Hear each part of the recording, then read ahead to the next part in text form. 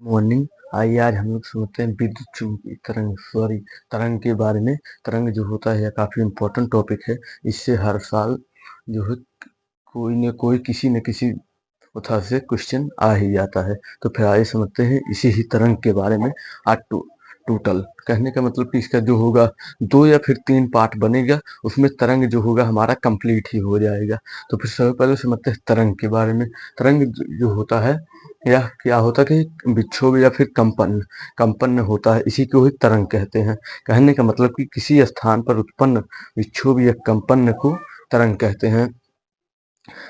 मान लीजिए आप कहीं घूमने गए या फिर टहलने गए, आपके पास नदी वगैरह तो होगी। अगर आप उसमें भी अगर आप कंकड़ भी मारेंगे या फिर कुछ भी ढेला वगैरह जब उसमें हम नदी में फेंकेंगे तो फिर उसमें क्या होगा उत्पन्न, जब वह जाएगा, जब पानी की सतह से जब टकराएगा तो फिर वहां पर भी तरंग हमारा उत्पन्न होता है। तरंग जो होता है वह कंपन की ही तरह होता है। कहने का मतलब कि ऐसे ही ऊपर नीचे का हर वक्त करता ही रहता है, इसी को हम कहते हैं तरंग। यही होता है हमारा मेन तरंग या हो गया, यानी कि कंपन या फिर विक्षोभ, इसी को ही हम तरंग कहते हैं। यह तरंग जो होता है 2 प्रकार का होता है। एक तरंग होता है इलेक्ट्रोमैग्नेटिक वेव, यानी कि विद्युत चुम्बकीय तरंग, और एक होता है हमारा यांत्रिक तरंग, यानी कि इसको बोलते हैं मैकेनिकल वेव। तो फिर पहले समझते हैं यानी कि विद्युत चुम्बकीय तरंग यानी कि इलेक्ट्रोमैग्नेटिक वेव। यह इलेक्ट्रोमैग्नेटिक वेव जो होता है, इसका जो खोज किए थे वह मैक्सवेल ने खोज किया था। यानी कि कहने का मतलब कि पहला ही क्वेश्चन बन जाएगा आपका कि इलेक्ट्रोमैग्नेटिक वेव का खोज किसने किया था, तो फिर वह मैक्सवेल ने किया था। और यह जो मेन तरंगे होती हैं, इसको चलने के लिए जो है किसी माध्यम की आवश्यकता नहीं होती। यह जो है यह माध्यम में भी चल सकती हैं और निर्वात में भी चल सकती है। कहने का मतलब कि माध्यम जो होता है, माध्यम 2 होता है, सघन माध्यम, विरल माध्यम। और यह जो निर्वात होता है, निर्वात ऐसा स्थान को कहते हैं जहाँ पर हवा हो ही ना, उसी को निर्वात कहते हैं। और यह जो विद्युत चुम्बकीय तरंगे होती हैं, इसको फोटान भी बोलते हैं। फोटान जो होता है ठीक इसी ही तरह से होता है डॉट डिवाइस, यानी कि यह एक सीधे में ही चलता रहता है, इसी को ही बोलते हैं फोटान। यह हो जाता है हमारा फोटान। तो फिर इतना तो आप लोग बेसिक समझ ही गए होंगे। अब समझते हैं इसके आगे। विद्युत चुम्बकीय तरंग की विशेषताएं, यानी कि इसकी विशेषता क्या है और यह वर्क कैसे भी करती है, यानी मतलब कि यह कार्य कैसे करती हैं। इनकी जो चाल होती है लगभग प्रकाश की चाल के बराबर होती है। तो फिर आप लोग जानते ही हैं कि प्रकाश की चाल जो होती है वह 3 × 10⁸ होती है। 3 × 10⁸ मीटर प्रति सेकंड। कहने का मतलब कि 3 लाख किलोमीटर प्रति सेकंड है यह प्रकाश की चाल होती है। तो फिर इसी की यही चाल के बराबर होती है हमारे विद्युत चुम्बकीय तरंगे। तो फिर यह हो गया। और इसका जो तरंग दैर्घ्य होता है वह होता है 10⁻14 से 10⁻4 तक, यानी कि इतना तगड़ा होता है इनका तरंग दैर्घ्य। और यह जो होती है विद्युत उदासीन होती है, जिस कारण से या विद्युत मार्ग से अपने क्षेत्र से जो है कभी भी विचलित भी नहीं होती। अगर आप इसका एग्जाम्पल भी देखेंगे तो फिर मान लीजिए हमारे पास एक तो है यही वॉइस रिकॉर्डर, ठीक। अगर हम इसको चाहे जैसे भी पकड़े, ऐसे भी चाहे जैसे हम अगर इसको भी पकड़ लें तो फिर इसको चाहे हम यहाँ पर रखें, यहाँ पर क्यों, क्योंकि वह वायरलेस है। यह क्या है कि अभी विद्युत उदासीन है। यह इसके अंदर जो बैटरी वगैरह लगा होगी यह अभी चार्ज है। तो फिर यह जब यहाँ से लेकर के उस रिसीवर तक जब तक यह कनेक्ट है, तभी तक यह क्या होगा, अपने यह विद्युत क्षेत्र अगर इसके भी बीच में कोई भी विद्युत क्षेत्र आता है या फिर मैग्नेटिक फील्ड आता है तो फिर उससे भी यह क्या होगी कि विचलित नहीं होगा। जैसे कि आप एग्जाम्पल में भी देख सकते हैं, जो हमारा तार वाला होता है इसको, यानी कि यह हो जाएगा हमारा तार वाला। यह जो होता है यहाँ से, कहने का मतलब यह काफी बड़ा भी होता है, जिस कारण से इसको भी यहाँ यहीं पर लगा सकते हैं। कहने का मतलब कि यह जो है यह वायरलेस नहीं है। इसमें क्या है कि इसमें जो है तार है, तार के कारण यह जो भी होगा यह विद्युत उदासीन तो नहीं होगा। क्यों नहीं होगा, क्योंकि इसमें वायरलेस नहीं है। कहने का मतलब कि इसमें जो है तार है, इसी कारण से यह जो है विद्युत उदासीन नहीं हो सकता। और यह अगर इसमें तार में अगर कोई भी इसके सर्किट में प्रॉब्लम भी आता है तो फिर यह जो होगा यह तुरंत ही बंद हो जाएगा। हालांकि यह भी बंद होगा, ऐसी बात नहीं है नहीं बंद होगा, अगर इसके अंदर भी प्रॉब्लम आ जाएगी। लेकिन यहाँ से जो तक वो रिसीवर तक है वहां तक जो है वायरलेस ही है।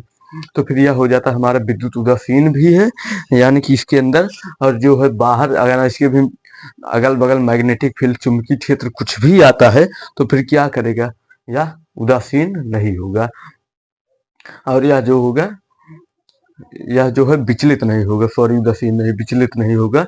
और यह जो होता है अनप्रस्थ काट होती है, कहने का मतलब अनप्रस्थ तरंग होती है। अनप्रस्थ तरंग एक्चुअल में क्या है कि वह यांत्रिक वेव में आ जाता है, तो फिर उसको वहां पर इसको साइड में देखेंगे बाद में, यानी कि इसके एक दो पार्ट बाद देखेंगे, या फिर हो सकता है कि दूसरे ही पार्ट में बता भी दे। तो फिर ऊर्जा और संवेग यह जो होता है, यानी कि एनर्जी और संवेग, यह जो होता है इस इन दोनों को ही मिला करके बनती है। और इसमें जो होती है ध्रुवण की घटना होती है। ध्रुवण की घटना जो होती है, यह होता है प्रकाश का बिखराव। मान लीजिए यहीं पर कोई हमारे पास एक प्रकाश की किरण आ रही है, यहाँ से यहाँ से यहाँ से यहाँ से यहाँ से भी जो होंगी, यह हर एक दिशा में भी बिखर जाएंगी। तो फिर इसी की ही इसी की ही क्रिया को कहते हैं हम ध्रुवण। यह जो होता है यह सभी दिशाओं में बिखर भी जाती है, और इसी को कहते हैं ध्रुवण। और यह जो होता है ऊर्जा और आवृत्ति का जो होता है मात्रक भी होता है, कहने सॉरी मात्रक नहीं, समानुपाती होता है। कहने का सॉरी कहने का मतलब हो जाता है ई बराबर एच म्यू। ई बराबर हो जाएगा एनर्जी। एनर्जी मतलब क्या होता है, ऊर्जा। ऊर्जा और यह एच जो होगा यह हो जाएगा प्लैंक कांस्टेंट। कहने का मतलब यह हो जाएगा हमारा प्लैंक नियतांक। कांस्टेंट को ही नियतांक बोलते हैं। और यह म्यू जो होगा आवृत्ति हो जाएगा। आपको पता ही है कि आवृत्ति जो होता है वह कंपन से उत्पन्न ही होता है। एक सेकंड में कंपन कर रही वस्तु का जो चाल होता है उसी को हम आवृत्ति कहते हैं। अब समझते हैं यानी कि इसी के आगे का समझते हैं, यानी कि तरंग के वेग तथा आवृत्ति में संबंध। आवृत्ति तथा तरंग दैर्घ्य में संबंध। देखिए जो भी होता है उसको वेलोसिटी यानी कि वेग कहते हैं, उसी को चाल। और यन जो हो जाएगा इसका आवृत्ति हो जाएगा तरंग दैर्घ्य का, और लेमडा जो होगा वह हमारा ही हो जाएगा तरंग दैर्घ्य। अब समझते हैं यानी कि यहाँ पर यही चीज थोड़ा डिटेल से, तरंग दैर्घ्य अगर हम बढ़ेगा, अगर तरंग दैर्घ्य बढ़ा तो फिर आवृत्ति घट जाएगी। अगर आवृत्ति घटी तो फिर इससे क्या होगा कि ऊर्जा घट जाएगी। अगर ऊर्जा घट जाएगी तो फिर समझ लीजिए उसकी भेदन क्षमता यानी कि उसके जो पावर होगा वह भी घट जाएगा।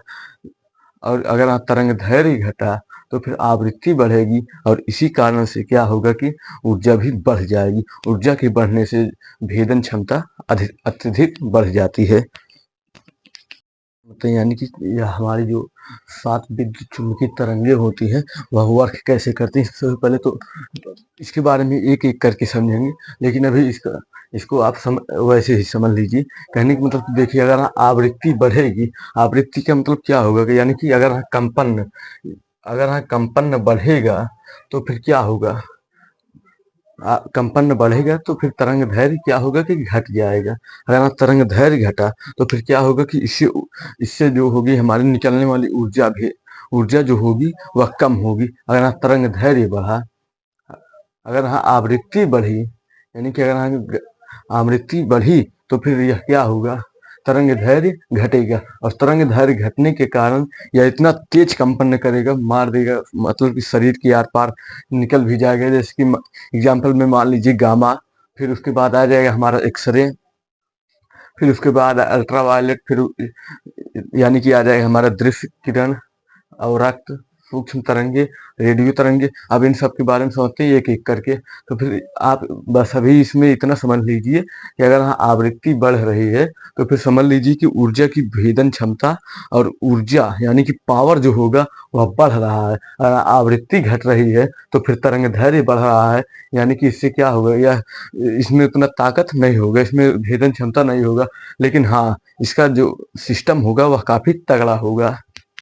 समझते हैं यानी कि पहला जो है हमारा वह था गामा किरण। इसका खोज जो भी किया था हेनरी बैकलर ने किया था, और इसका तरंग दैर्घ्य जो होता है वह होता है 10⁻⁻14 से 10⁻10 तक। इतना तगड़ा भी इसका होता है तरंग दैर्घ्य। कहने का मतलब यह माइनस में होता है। और इसकी जो होती भेदन क्षमता वह सबसे अधिक होती है। लेकिन उससे भी अधिक एक चीज का और होता है, वह होता है हमारा कॉस्मिक किरण। कॉस्मिक किरण की जो होती है वह इस गामा किरण से भी सर्वाधिक तीव्र होती है, कहने का मतलब कि इससे भी तेज होती है हमारे कॉस्मिक किरण। यह जो होता है यह आनंद मंडल में पहले नंबर तो पाया ही नहीं जाता, और हम लोग जिस मंडल में रहते हैं उसे क्षोभ मंडल कहते हैं। यानी कि इसकी जो तरंग दैर्घ्य होता है गामा किरण का, वह 10⁻⁻14 से 10⁻−10 तक होता है, और उसकी भेदन क्षमता जो होती है सबसे अधिक होती है, इतनी तीव्र होती है कि कहने का कोई बात ही नहीं। कहने का मतलब इतना तेज, आप इसका एग्जाम्पल लगा भी सकते हैं कि इसका जो होता है अनाज, अनाज जो होता है यानी कि जो गेहूं वगैरह जो मकई वगैरह होता है, उसको सुरक्षा देने के भी लिए काम में भी आता है। कहने का मतलब कि इसको सुरक्षा, बीज को बीज को जो है सुरक्षा भी देने का काम भी आता है। आप इसका अंदाजा इस बात से लगा दे सकते हैं, मान लीजिए को यही हमारा जो है पूरा का पूरा रूम है, इसी रूम में हम बहुत सारा अनाज भी रख दें और इसमें गामा गामा किरण की जो मशीनें वगैरह होती है उसको लगा देते हैं। लगाने के बाद और हम यहाँ से मान लीजिए कि निकल भी जाए और इसको पूरी तरह से सील भी कर दें रूम को। सील करने के बाद अगर हम गामा किरण को अगर ऑन भी कर देते हैं तो फिर वह इतनी तेज होती है कि वह बीज के मार देंगे पूरा आर पार। यानी कि उसमें एक भी कीटाणु, छोटा बैक्टीरिया, वायरस कुछ भी नहीं रह जाएगा, इतनी खतरनाक होती। अगर आप जरा इस बात का अंदाजा लगा भी सकते हैं, अगर आप उसी रूम को किसी के आदमी के मी को हम ले जाकर के उसमें बैठा भी देते, ठीक। अब वहां से अगर हम पूरा रूम को सील करके अगर हम फिर से मशीन को चालू कर दें तो फिर आदमी को 0.0001 सेकंड में ही मार देगा, एकदम तहस नहस कर देगा, इतना खतरनाक होता है। या अगर या फुल पर हो गया तो यह हो जाएगा है हमारा गामा किरण। इसका उपयोग जो भी होता है, मान लीजिए कि कैंसर के इलाज में भी होता है। लेकिन देखिए कैसे होता है, पहला नंबर तो गामा किरण इतना पावरफुल होता ही है, तो फिर इस गामा किरण को जो है ऐसे, कहने का मतलब कि लपेट करके वह जो होता है हमारे ब्लड सेल्स में भी दिए जाते हैं, यानी कि ब्लड की जो कोशिकाएं होती हैं उसमें छोड़ दिया जाता है। इसी के कारण वह उसके साथ घूमती भी रहती है, और जहाँ कहीं भी कैंसर दिखता है वह उस पर गामा किरण जो होगी वह ऐसे मार देंगी तो फिर वहां से उड़ ही जाएगा, जो भी हमारा यह कैंसर होगा वहां से उड़ भी जाता है। और इसका जो उपयोग होता है और एमआरआई मशीन में भी होता है। एमआरआई मशीन में भी देखे होंगे, उसमें भी गामा किरण को जब आदमी को लिटा करके उसमें भी गामा का कम ही प्रयोग होता है, वरना मार देगा, पूरा खपड़ोई ही फाड़ जाएगा, इतना तगड़ा होता है गामा किरण। एमआरआई मशीन में भी इसका उपयोग कहने का मतलब कि होता है, जब आदमी को लिटा करके ले भी जाया जाता है तो फिर वह अंदर ले जाया जाता है, उसके खोपड़ी में मशीनें तरह तरह की लगी भी होती, कहने का मतलब कि ऐसे लगा ही रहता है। तो फिर उसमें भी यह काफी यानी कि यह जो खोपड़ी है इसके काफी अंदर तक दिमाग तक का भी इमेज ले लेता है। यह हो जाता है हमारा एमआरआई मशीन। एमआरआई मशीन में जो होता है गामा किरण का ही प्रयोग होता है। तो फिर यह हो जाएगा हमारा गामा किरण। गामा किरण के बारे में आप लोग समझ ही गए होंगे।